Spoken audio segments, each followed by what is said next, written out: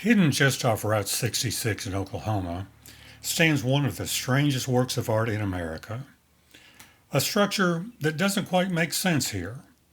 Towering above the trees, covered in color, symbols, and stories. It looks like something you'd expect to find in the Pacific Northwest, not in rural Oklahoma. And yet, here it is. This is Ed Galloway's Totem Pole Park. And this is the story of one man who decided to build something that most people wouldn't even attempt.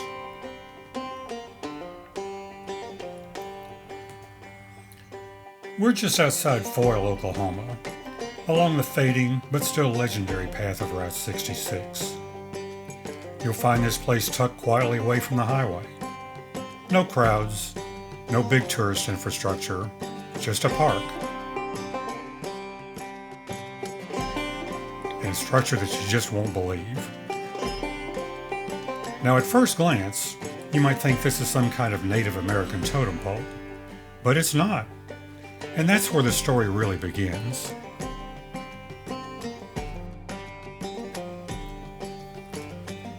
The man behind all this was Ed Galloway.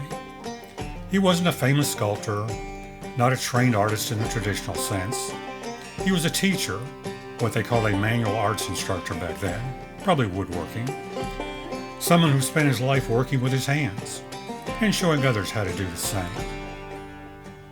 When he retired in the 30s, he didn't slow down. He started building. And what began as a personal project slowly turned into something much bigger. Over the course of more than 2 decades, he worked here, largely by himself, shaping, forming, and assembling what would become one of the most unusual roadside landmarks in America. Not for money, not for recognition, just because he had the vision and the discipline to see it through.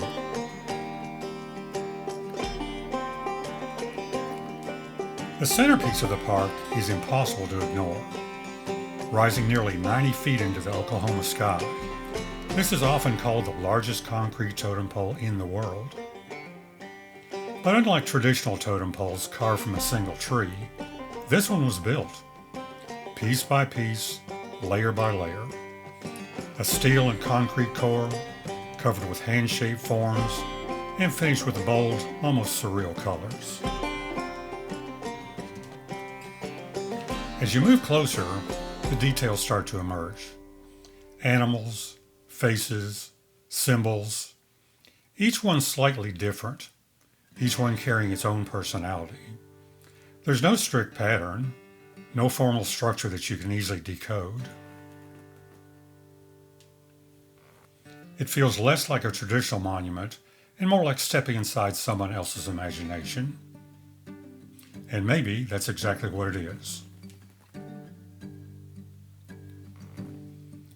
But if the totem pole is a statement, the real story is just a few steps away, inside a small stone building known as the Fiddle House. This was Galloway's workplace, his creative center, and walking through it, you get a very different perspective. The tools are simple, the materials modest, but the output, anything but. You start to see how this wasn't just a project, it was a routine, a daily practice. The kind of work that doesn't happen in bursts of inspiration, but through consistency over years. This is where the scale of what he accomplished really sinks in. One person, one vision, decades of work.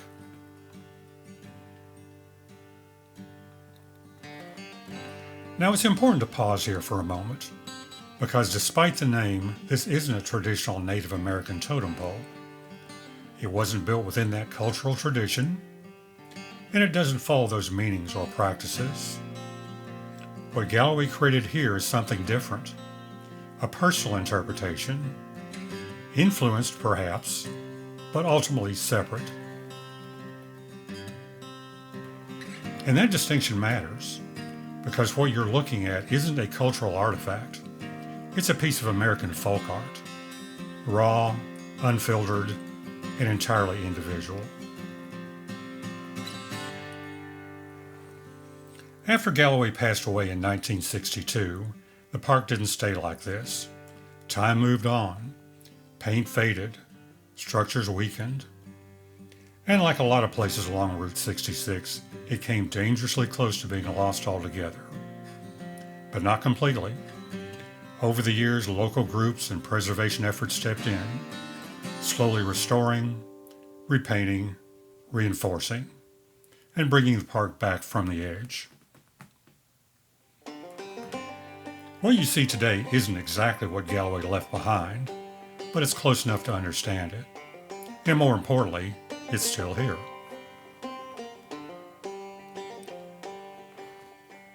Places like this don't really fit into neat categories.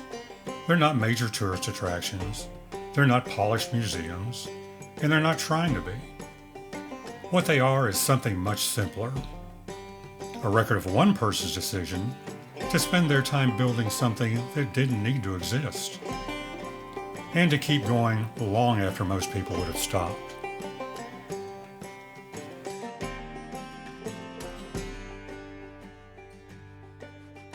You know, I've seen a lot of places over the years, but every once in a while you'll run across a place like this, and it just reminds you what one man can do given enough time and determination.